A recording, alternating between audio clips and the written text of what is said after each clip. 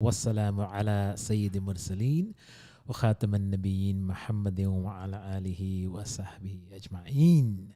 We begin in the name of Allah subhanahu wa ta'ala, Lord of the heavens and the earth, and to whom all praise and glory belongs. And we send endless greetings, salutations of peace and love upon the master of mankind, the best of creation, Muhammad Mustafa Rasulullah Habibullah sallallahu alayhi wasallam. Assalamu alaikum wa rahmatullahi wa barakatuh. Ahlan wa sahlan. Marhaba. Bienvenue. Welcome and khush amdeed. Karibu. And a good afternoon and welcome to each and every one of you. May peace and blessings be showering down upon you on this beautiful Friday, Yawm al-Jummah of Ramadan. Could be the last Friday, might not be. But let's wait and see, inshallah. And it's the last day of the school holidays. So I hope you've had a good day. I hope you've had a good 2 weeks off, you youngsters. Hope you've got lots of revision done. I hope you've got lots of tilawat done and lots of good deeds and things going on over the last couple of weeks. This is Drive Time. We are wrapping up this week's Drive Time. And we've had some pretty fantastic guests, mashallah, throughout Drive Time. So I'm just waiting for today's guest to come. He's caught up in traffic. Obviously, it's Friday afternoon. It's Leicester. It's raining. There's lots of inconsiderate brothers and sisters parking their cars illegally. So, it takes a bit of time getting around the city. But today's guest is a special one. So I will introduce them once they arrive. But before my guest arrives, I just want to say a massive, massive jazakumullah khairun and thank you. First of all, to the Ramadan FM team. Big shout out to the team behind the scenes who are working so hard and working so diligently to make sure that every single presenter and every single program gets put out and put out on time. So jazakumullah khair to you. A big special thank you to Sister Sabiha Musa, who's been the right hand for me in preparing all the Drive Time programs, in helping to secure the guests, getting stuff done, all the wonderful promo material, the posters. Obviously, I do the copywriting myself. Yeah, I just want to say that, right? But she's been incredible. Could not have done Drive Time without her. And to you, the listeners, thank you so much for your support, for your listenership, and for your contributions during the program. I hope you've enjoyed it. I have certainly enjoyed it. It's been hard work. I'm not going to lie. It's been really hard work. But I believe that to do something good, to do something well, you need to put in a reasonable amount of effort. So thank you so much to all the listeners, wherever you've been listening from. And thank you so much. So today's guest, whilst I wait for him to come in, is Chief Executive Officer of the University Hospitals of Leicester NHS Trust, Mr. Richard Mitchell. So I'm just waiting for Richard to arrive. But whilst I'm waiting, why don't you guys drop me a text on 077488 55055. Tell me what has been your highlight of Drive Time this Ramadan. Have you had a particular guest that you've enjoyed, a particular program that you've enjoyed, a particular subject, particular topic? Also, let me know what you'd like to see going forward. Is there a guest that you would like to have on the program, some topic that you would like to have discussed, a subject area? Or would you like to be a guest on Drive Time? Let me know. It's 077 488 55055. It is the 23rd of Ramadan, 2023. It is Friday, inshallah. This time next week, the Eid preps will be in full swing. And yeah, can't wait. So, but before that, we still got a lot of ibadah to do, a lot that we can ask Allah subhanahu wa ta'ala from. These are blessed nights, nights full of mercy and forgiveness. And Allah Ta'ala showering down His blessings upon each and every one of us. So the Imam in the Bayan today was talking about this. So let's not waste the time, maximize whatever we can, and get that reward for at least 1,000 months. 83 years and 4 months is what Laylatul Qadr is. That's your minimum, right? That is your absolute bog standard minimum, the benchmark. It's going to be much, much more than that, because Allah is all merciful and He is oft forgiving. So let's make the most of that. Also, I do this every year on the show. I want to take a minute, and I want the youngsters, even the elders, just to take a minute, right? Stop what you're doing. Go to your mum, okay? Wrap your arms around your mum and give her the biggest squeeze hug you absolutely can. Absolutely, as if like you're almost choking it. Just squeeze her tight and say, Mum, I love you. Yeah, just say, Mum, I love you so much. You are everything. Thank you so much for everything that you do for me. Thank you so much for everything that you've done for me. And thank you for all the things that you will do for me as I grow older and as I carry on this journey of life. Remember, there is no one like your mother. So honor her, cherish her, respect her, and value her. Okay? So, why don't you come in for a minute, Sabiha? Yeah, let's get Sister Sabiha in for a second while we're waiting for our guest. That's great.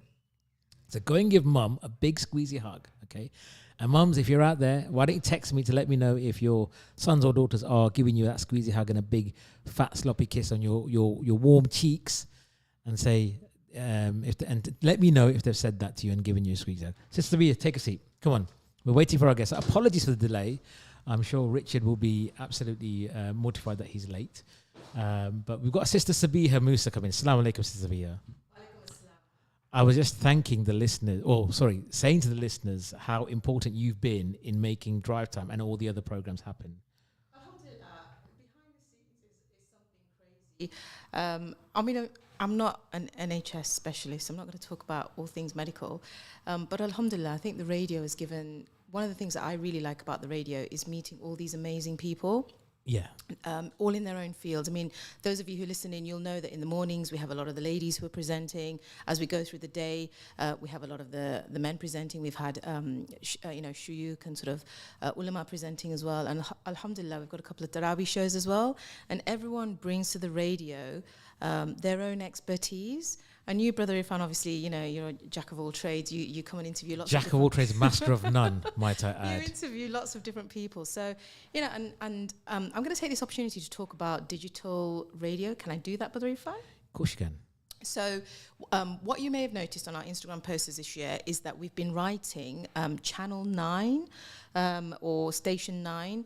And apparently we have a license now for digital radio. So those of you listening who think you have a story that you'd like to share, or you have, an urge to be a presenter, in theory, we are actually going to be presenting all year round. They obviously need to persuade me to kind of work behind the scenes, but in theory, that means we'll have radio all year round. So if you would like to present, or you have something that you want to share, something you want to talk about, please do come and either let us know by popping into the radio, or by texting us, by ringing us, by Instagram messaging us, so that we can put together some shows outside Ramadan as well. I'm now going to love you and leave you. Great. Our special guest has arrived. So we'll just give Richard a moment to get himself comfortable. Yes, welcome, Richard. Please take a seat. Apologies. That's fine. It's Friday afternoon in Leicester, which is a challenge in itself. Part of the Everton Road is shut, which right, I okay. wasn't aware of. Lovely to see you. Lovely to see. Please bring yourself closer to the mic so we can hear you. So I was just saying, right, folks, today's special guest is a local health leader, Chief Executive Officer of University Hospitals of Leicester NHS Trust. He is the award-winning Chief Executive Officer. In his last role at Sherwood Forest, the Trust got the Site of the Year and was rated outstanding by the Care Quality Commission. So the HSJ, the Health Service Journal, awarded Richard and his team at Sherwood Forest Trust of the Year award. And he rejoined Leicester in October 2021, and hopefully he's going to win some awards for us. But at this point, I would like to extend the universal Islamic greeting to you, Richard, which is Assalamu alaikum, and welcome to Ramadan FM.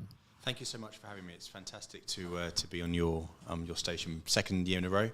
I'd like to wish all of your listeners a happy Ramadan, and obviously recognise Eid Mubarak next week. Thank you. So I've lived in the city and around the city for 10 years now. Your introduction was very kind. I was pleased with the work that we did up in Nottingham. We achieved a lot as part of a team, but Leicester's my home. It's where my children have been born. These are my hospitals, they're your hospitals. I care passionately about making it a better place to work for all of our colleagues and making it a better place to care for everyone who uses our services. So delighted to be here today. Brilliant. Well, thank you so much. And we are absolutely thrilled to have you here talking about health, life as a CEO, and the vision that you have taking the Trust forward. But in addition to that, I understand you're also chair of the East Midlands Cancer Alliance. Is that right? That's correct, yeah. So the vast majority of my time is focusing on the provision of safe care at University Hospitals of Leicester. And then I have a couple of additional roles. So One of the most obvious ones being the chair of the East Midlands Cancer Alliance. So focusing with all of the hospitals across the East Midlands, from Kettering and Northampton up to Nottinghamshire, to Lincolnshire, to Derbyshire, to provide better cancer services to the people of the East Midlands. Fantastic. And you rejoined the Trust in October 2021. And for our listeners who might not be aware, but our hospital trust is one of the biggest acute sites in the country. And I believe it's the busiest emergency department outside of London. Is that right? It's the busiest emergency department in the country. I mean, you've done some wonderful research there, or one of your colleagues have. So yes, the university hospitals of Leicester, predominantly our services are provided at Leicester Royal, the Glenfield Hospital and the General Hospital, which is just down the road from here, obviously. We employ about 18,000 people, of which the vast majority will come from the city of Leicester or surrounding. And we provide all of the services that you would expect a busy hospital to provide. And the emergency department at the Leicester Royal is factually the busiest single emergency department in the country. So huge responsibility for the team who work there. Is that a good thing or a bad thing? Very interesting, very interesting question. I think you could make the case for either. I think... So my family and I have used the services in the emergency department. Possibly you and your family have. Yes, absolutely. I think we've got a group of people there who work incredibly hard, often in difficult circumstances. I think the fact that it is the busiest suggests a couple of things. So one is it's the only emergency department for the city of Leicester and for the county and for Rutland. So you have to go to George Eliot or to Nottingham or Northampton or Kettering, which often are quite a long way away from people. It also shows the reliance that people have on it. So we work very closely with GPs, with primary care, with urgent treatment centres and others. It's not something we're proud of, but it is a sense of responsibility. And since I came on your radio station 12 months ago, we've made some really important progress. So things such as ambulance handovers, the length of time it takes for an ambulance that comes to the emergency department to be able to safely transfer the patient to the care of the team in there. Since December, we've seen a 95% reduction in ambulance handover times. That's incredible, a 95%. So that means the system is working better and better to improve patient care. Yeah, it means a whole range of things. I think in particular it means two really important things. So the first point is it means that the patient who has been brought into the emergency department on ambulance and needs to be in the department, we have dramatically reduced the length of time that it takes between the ambulance turning up and the patient getting into the department. That's a really good thing. I said two things, it also means two more things. The second thing, I think, is as we would understand, when you're working for the ambulance service or you're working for the team in the Royal Infirmary, when you've got a patient on an ambulance who you want to transfer in, it's incredibly stressful. So we have reduced the stress of those people.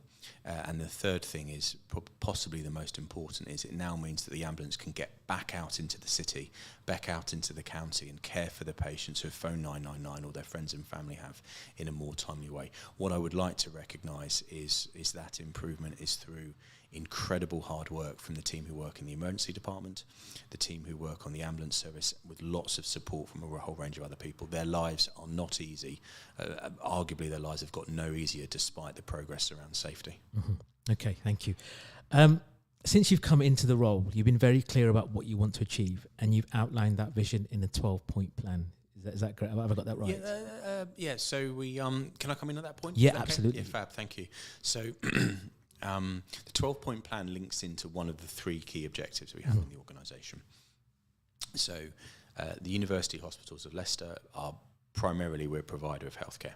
So the first thing we are trying to do is to improve the experience of anyone who uses our services.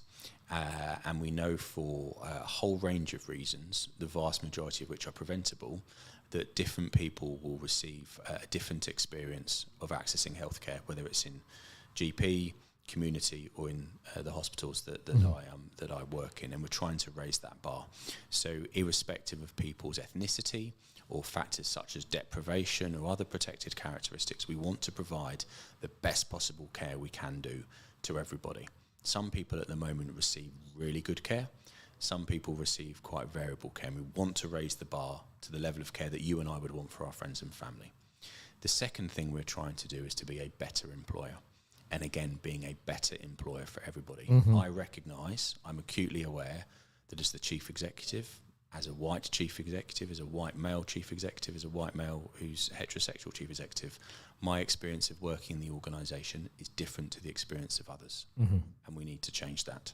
There are some people who have a good experience of working in Leicester hospitals, and there are some people, and there may be some people listening to this, who have a poor experience.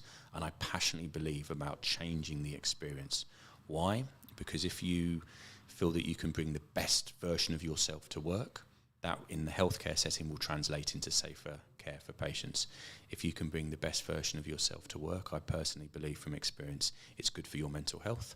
And also I think it is a positive contributor to the relationship that you will have with friends and family outside of work. And that's where the 12-point plan comes in. So we agreed with support from the organisation over the last 12 months. We identified 12 basics that we were focusing on to improve your experience of working in the University Hospitals of Leicester. And then the third and final thing we're focusing on is being a better partner. Whether that is the work that we've been doing recently with the Sharma Centre just around the corner, the work that we've been doing with the African Caribbean Centre, the work we're doing with the Somali mosques, and many, many other partners. We want to build or rebuild trust in the hospital. We recognise our role and responsibility to work with our communities, and that's communities plural, and we want to be a really good partner. Okay, great. On that, you just touched upon about leadership in the NHS, and as someone who's worked in the NHS myself, and I'm currently involved in healthcare, so I'm very passionate, like you, about improving patient outcomes and improving patient care. So I'm working now in digital health. So I work for companies that provide trust like yours, and I work with people like you to help improve digital maturity within organizations like UHL, so that the patient experience can be better, but also to improve efficiencies and to reduce waste and costs and those sorts of things. So I totally get where you're coming from. In my time in the NHS, leaders from ethnic minorities were very few and far between. Since you've come back into Leicester, do you think the NHS is now thinking, okay, we need to change this, and we need to recognise, promote and identify where those leadership, because you talked about different experiences, so your experience is going to be different from mine and so on and so forth. Do you think the service as a whole now has clocked on to that? Really good question. So if I'll take that into two parts. Sure. A bit about the wider NHS, and I'll talk at a national level, and then I'll talk specifically about in Leicester and the work that we're doing.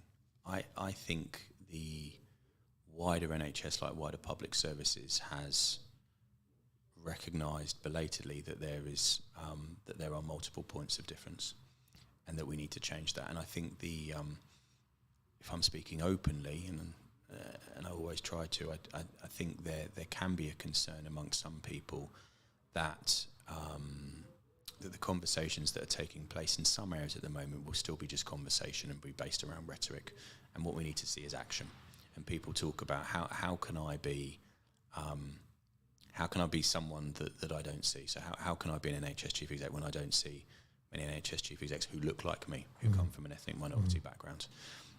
What I do think is the chief exec of the NHS, Amanda Pritchard, working with Navina Evans and a range of other people, they mean what they say, and we are seeing progress, but it will take time. In terms of the University of Hospitals of Leicester, which, as you rightly said at the beginning, is a really large employer, we're one of the maybe 6th or 7th largest NHS trusts in the country with 18,000 people. I think we need to celebrate the fact that our 3 hospitals are based in Leicester City, which is the first plural city in England where there is no ethnic majority. I think we need to celebrate the fact that I probably should know and have known previously the percentage of people who work in Leicester hospitals who come from an ethnic minority background, but I can't remember, but we have a significant proportion. Whether it's more than 50% or less than 50%, it's a proportion. And I think we should be embarrassed by the fact that the senior leadership team do not represent the city of Leicester and the people who work on our organisation. I think there, first of all, I'll just explain there's at least one important reason why. I'm not being defensive, but I think it's important to set the context. So sure, absolutely. So to be the chief nurse of Leicester Hospitals, or to be the chief financial officer, or to be the chief operating officer, so the most senior roles in the organisation, some of the most senior, it's not a first-time role. Yeah. So to be the chief nurse, you have had to have been a chief nurse elsewhere. If I appoint a chief nurse who hasn't got experience of being a chief nurse, it is a huge risk to the organisation, and it is a risk to them. And unfortunately, looping back to my first point about nationally, there are not a multitude of chief nurses who come from ethnic minority backgrounds. There are some, but there's not a huge number. So when we went out to recruit our chief nurse, and we tried really hard to write an advert that was appealing and to talk about, I'm not looking for someone simply with X years of experience, we want to promote diversity, we did not have any candidates other than white candidates. I think we've got a fantastic chief nurse, but Julie... I think that's important, because we don't want to put people in there just for the sake of their background or the colour of their skin. It needs to be coupled with competence, ability, and making sure that it's best for the patients. Absolutely. I think that's a really helpful point. So we have got a really good chief nurse. We have got a really good chief people officer.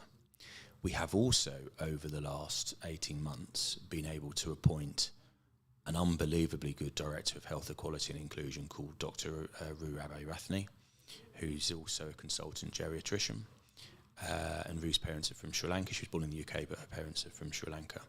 We have been able to appoint unbelievably good deputy medical directors who happen to come from ethnic minority backgrounds. We have brought 3 GPs into our senior leadership team, Abbas, Yunati, and Asma.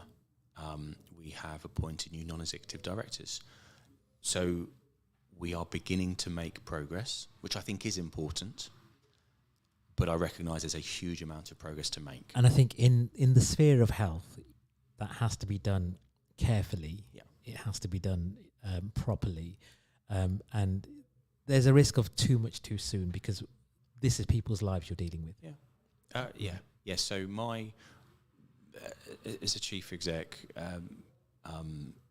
my role can be interpreted in many different ways, one of which is I choose to interpret it by about, I sort of roughly mentioned it earlier, the point about trying to focus on the culture of being more inclusive. And fundamentally that means whether you are a doctor, a nurse, a midwife, an allied health professional, a porter, a domestic, whatever the role is, I want to make it as easy as possible for you to be able to do your job. And part of that feels included.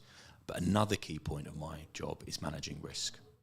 And if we simply say, okay, overnight we're going to fundamentally change the way that the executive team looks, that may introduce risk into the organisation. What I'm absolutely clear about, though, is, as I said, I've lived in the city of Leicester and around Leicester now for 10 years. I'm from London, but I've lived here for 10 years. My children go to local schools. Leicester's my home, and I hope it is my home for the rest of my life. Success for me is doing sufficiently good jobs so that in 15 years' time I'm still in Leicester. Yeah, I want to stay here. I want to make a difference for the people of Leicester. I believe we've got a chief nurse and a chief people officer who will be here for a long time as well. Success is if and when Julie, our chief nurse, retires or gets another job, 5, 6, 7 years' time, we haven't got a field of people who just look like Julie. Okay, so... Well, you're welcome to Leicester. We're really glad that you're here, and you've seen that. I had a question; it's just completely gone out of my mind. Sorry, but that's really interesting to hear. I want to talk to you about life as a CEO. And having worked in the service myself, I thought to myself, I would always look at a CEO and thinking, why? Why is that person putting themselves through all of this stress? Partly because the NHS is the biggest political football out there. It gets kicked around every day in the media by the political parties. You seem to be given a deck of cards that you think, what am I supposed to do with this? But there must be something within you to think, right, I want to make a change here. Because you're dealing with, at the moment, I'm sure, a number of your staff who are junior doctors who are going on strike. You're dealing with an issue about where is the next generation of healthcare professionals coming through. There's a skill shortage, recruitment, retention, and also you need to be hitting the figures and hitting the metrics for your, for the paymasters, as it were. Why'd you do it? So I think it's really interesting. I was having a conversation with someone else about a similar point today, and I'm really interested in this idea about sort of, like the whole sliding door principle. Yeah. I do it because of a whole series of sliding doors over since I was 21, and I've ended up doing this. I feel very fortunate that this is my job, and I hope that I'm doing a job that makes a difference. But it's coming out of university at 21 and needing to earn some money and going to the high street recruitment firm in Lewisham in South East London and saying, I've got no real world experience, and it's getting a job as a notes prepper and getting a job working as a receptionist and building up. That's sort of how I've ended up here. Why do I keep on doing it? And on that point, I think we all look at each other's jobs and think, man, I don't know. It was really interesting. It'd be good to have a more conversation about what you actually do. But I look at your job and think, I can't do that. I look at other people's jobs and think, I can't do that. And but I'm coming from the point where, like, you're never going to get praise for what you do. You're always going to be shot at. Possibly, but I don't do the job to get praise. I do the job to your point about making a change. I want to make a difference for a whole range of reasons. And hopefully the people who know me, whether it's at work or outside of work, would recognise this. I genuinely care about people. I feel fortunate that we live in a country where the healthcare is not perfect, but it's universal access. You can walk into the emergency department 24 hours a day, and you might wait more than 4 hours, but we will care for you, and we will care for you for the best of the ability. And we won't say to you at the beginning, can we see your credit card, please? Yeah. Or can you give us $200? Free at the point of need. Free at the point of need is so important. I feel fortunate that I'm married and I've got children, and we've got a door that we can lock, and we're safe, and we've got food on the table. I'm acutely aware, you were touching on it, industrial action at the moment, cost of living crisis. I care passionately about making a difference. I'm not clinical, I'm not a doctor, I'm not a nurse, I'm not an allied health professional. I cannot directly contribute to patient care. What I think I can do over a period of time, and you were very kind in the introduction about identifying some of the successes up in the trust I previously worked in, over a period of time working with others, I believe we can grow a culture which is inclusive and supportive and is kind and treats people in the right way, and that then translates into safe care to patients. That translates into meaningful employment for people. That translates into people having a career that they can feel proud of. That translates into the ability to have meaningful relationships. Okay. There's been a lot of talk on social media platforms about leadership in general, and creating the right culture for employees, for staff, for team members to excel. Do you think there is a shift now in the NHS of management styles, of leadership styles, and how leadership is viewed? Because you talk very openly and very clearly about how important your staff are and making life better for them. And you just mentioned now that you want UHL to be a place where people come to work and enjoy what they do. How important is it to have staff morale? Because you've introduced some initiatives within the trust to make staff feel more valued. Talk us a little bit about that. So I think it's there's a body of evidence, there's very clear evidence that shows when you get people into a good place at work, whether your work is working in a radio station, working in a hospital, or working elsewhere, you get people into a good place consistently, it will translate into better outcomes for whatever their business may be. And as I said, I will be the first to recognise, and I'm reminded every single day, that the experience of people working at the University Hospitals of Leicester is variable. I'm happy to say that, I'm not happy to say, I'm willing to acknowledge that 18 months into this role, it is proving more difficult to change the culture than I thought. Yeah. I'm very proud that the organisation I worked in previously, there's something called the NHS Staff Survey, and it's an objective way of capturing how people feel about their place of work in the NHS, predominantly about hospitals. And the organisation I joined, the year before I joined, it was rated 112th out of 118 in terms of the staff survey. And the year that I left, it was rated second. We will achieve that at Leicester. It will take longer than I thought it would do, but we will achieve it. We'll do it. And it's the accumulation of, I think it's small things. It's about, people think I'm silly for saying this, but it's about walking down the corridor and looking at people in the eye and thanking people.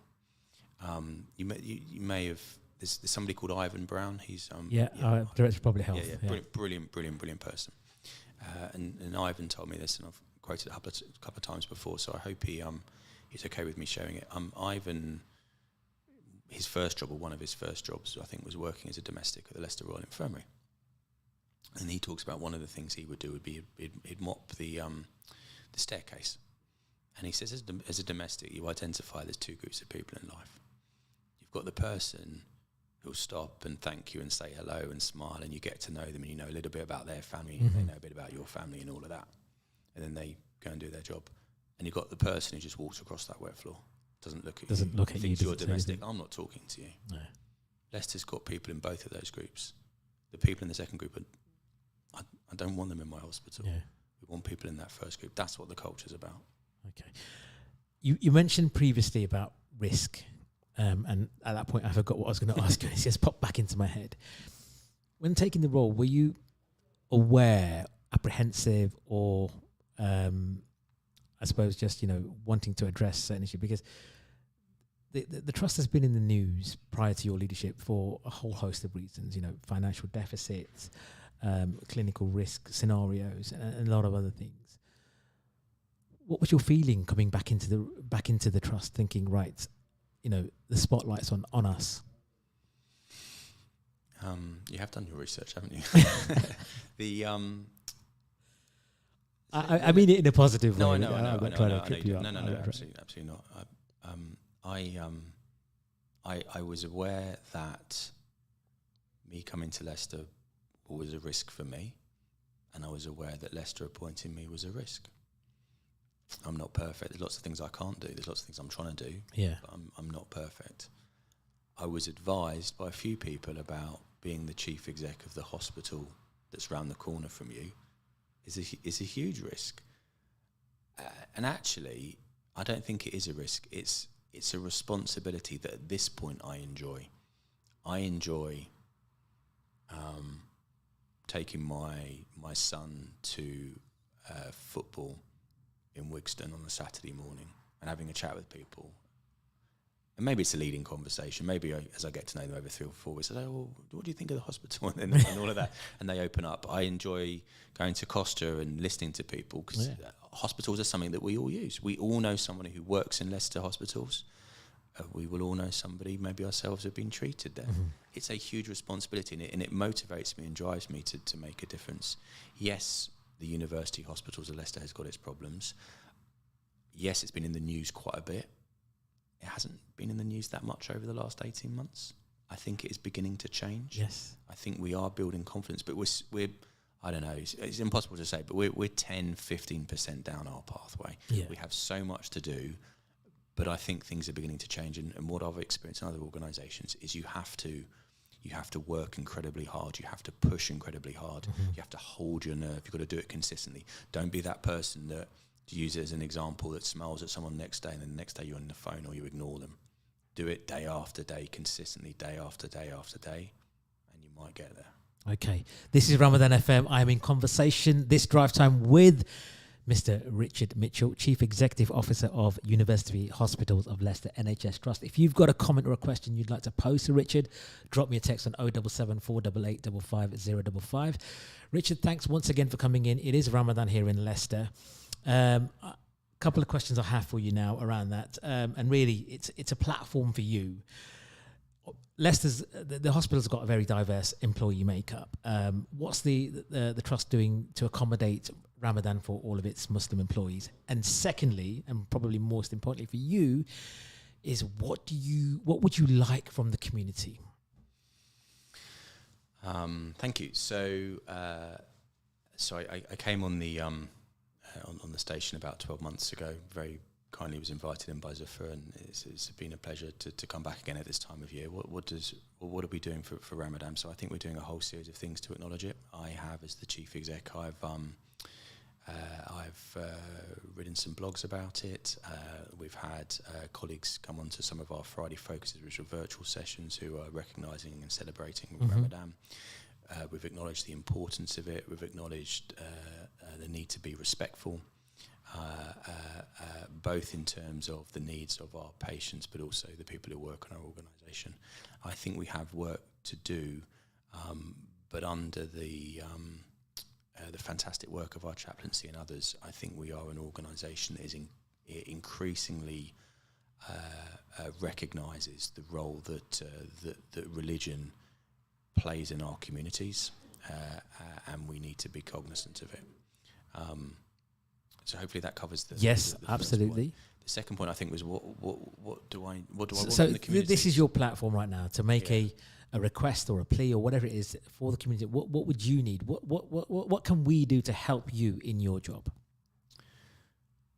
So what I'm trying to establish within the University Hospitals of Leicester is a relationship based around myself and others are here to help people, and we're here to listen. Mm-hmm. But I can only listen to people if they're talking to you. If they're talking to you, right? Talking Yes. to me.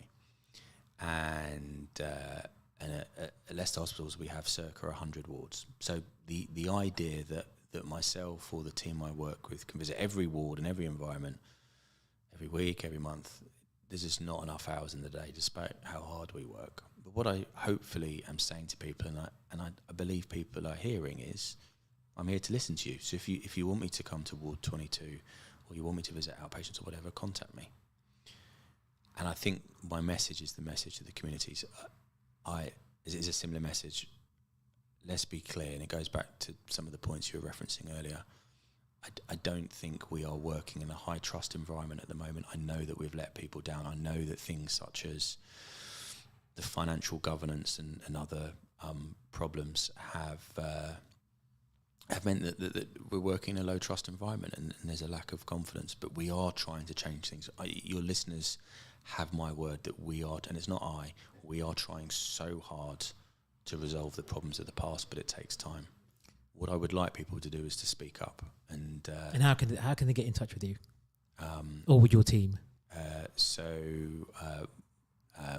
My phone number is widely known across the communities, but quite rightly I was advised last time not just simply say this is my number. Don't share it here. Yeah. I was very wisely. What I would say though is, if you Google my name or you go on the website, my email address is there, and you might not get a response within 2 minutes, but you will get a personal response from me. And everybody who's contacted me, I believe, has had a personal response from me. And I'm here to listen, and I want to hear people's experiences, and as much of it is about acknowledging some of the good stuff that happens. And we've got a great group of people working hard and making a big difference. It is about acknowledging some of the problems, and what is really good, I believe, is when people tell me about some of the problems, but also offer some solutions. I cannot change Leicester Hospitals on my own. I'm not trying to. The team I work with can't. It is those points I said previously. It's about focusing on being a better employer. It's about focusing on providing better healthcare. It's about working with our communities in partnership, and we really want to work in partnership. Absolutely. And just on that point you mentioned, and I think some of the frustrations that the Muslim community in particular perhaps feel sometimes is that when a loved one passes away at the hospital, it's really important that we get them buried as soon as possible. And trying to get the paperwork released to us in that time frame has been a bit of a challenge sometimes. So I think probably on behalf of the community, as a request to you, is if that, when you know someone is going to pass away, if something could be enabled for the family to get the paperwork, the death certificate, so on and so forth, so to then start making the funeral, because that in the past, and I've experienced personally, not under your leadership, but about 10 years ago, where that wasn't the case. And the last thing people need when someone's just died is the stress of trying to organise funerals and get the body released and perform all the necessary rituals in that. So if I could make that request to you, that'd be fantastic. Absolutely, yeah. So I'm sorry to you and to listeners who have experienced that. You're not the first person who's raised it with me. What I will say is two things. So the first thing is I will take away and I'll have a conversation with the team at Leicester about what we can do in response to that. And secondly, I don't think I should be the direct point of contact for every problem. However, as I said, people can contact me, and I'm in a fortunate position that I can direct people towards the right people to speak to. I would always urge sort of like a local response. So if you're trying to get an appointment for X, please try and get an appointment. But if we're not receptive, contact me. It's part of my job. Yeah, not just go straight to you in your inbox. That's a lot of people do. Yeah. I'd always prefer them to go somewhere else, but I am here to listen. Okay, we've got a message coming in. In a previous role, I created a policy known as 1 in 4. This is related to recruitment around the BAME community, and the hospitals could apply this policy across the top tiers of the trust to ensure representatives reflect this great city. Nice to hear the will and the drive is there from today's conversation. So that's an endorsement from one of our local politicians, Kirk Master. So a thumbs up from Kirk for you there, Richard. Thank you, Kirk, for that. So I think it ties back to the point that I made and that you made as well, which is about from day one, I said it was embarrassing that the leadership across the top 200 leaders don't represent the city that we serve and the people that we work with, and we're trying to change that. You equally made that really important point. It's not just about sort of tokenism or ticking a box or let's change it overnight, because that introduces risk. It's about appointing the best possible people and recognising the importance of diversity. What I would say to people, it's only a small step, and I'm still not happy with the way that we're doing it. But if you, I would say if you walk around our hospitals now compared to 18 months ago, on the walls you'll see a group of people who look different to the people who were up there 18 months ago. And the reason for doing that is absolutely obvious. It's about recognising the diverse roles we have in the organisation and the diversity of our workforce. Okay, we've got a couple of minutes left, and another question has just come in for you, Richard. Question is, as a psychotherapist in a private practice over the last few years, the amount of clinicians I see has increased greatly. Most report low staff morale, high levels of stress, increased workload, and inadequate support from managers. What are you doing to change that culture? I mean, you talked about that previously, so just a quick recap. So what I would say is, hopefully I have explained that I think the culture in the organisation is the most important thing and drives everything else that we're trying to do. Mm-hmm. I would say, and you quite rightly identified that we're focusing on 12 things that I think our plan last year was too complicated. So based around feedback and doing a lot of listening, we are focusing on 4 specific things this year. The first thing is recognition. So thanking people for the work they do, recognising what they do. And that goes a long way. I think so. It goes an incredible long way. So a really small step, but we have just, as of this coming Monday, we are introducing a long service awards. If you've worked for the organisation for longer than 5 years, you'll get a badge, you'll get a certificate, you'll get a range of other things. And then I think it's from 15 years, we're organising from this summer a series of tea events. And we have a colleague in the organisation who's worked for 55 years this year, so they deserve something special. The first bit is recognition. The second point is inclusion, and I think I've touched on that being a much more inclusive employer. Mm-hmm. The second bit is support, and I think Irfhan references quite a bit about supporting people more effectively. And the fourth bit is equipment, and that can mean making sure that the keyboard works, making sure that the phone works, making sure that the Wi-Fi works, making sure that it's easier for people to park, making sure that we have a food offer that reflects the city of Leicester, making sure that the food is nutritious and valuable. That's where we're focusing. It will take time, but I really do believe we're on the right path. But I accept the point that Irfhan makes. Okay, well, time is running away from us this afternoon, Richard. Thank you so much for coming in. Been an absolute pleasure speaking to you, and please do come and visit us next year during Ramadan once again. Very quickly to all listeners, the University Hospitals of Leicester is collecting money for a spiritual care centre, and Ramadan FM is proud to be supporting that as our charity of choice this year. So, folks, get in touch on justgiving.com and pledge as much as you can. Our target is £10,000. It's going to be an incredible spiritual place that is going to be much needed and widely used by staff, patients, and members of the community.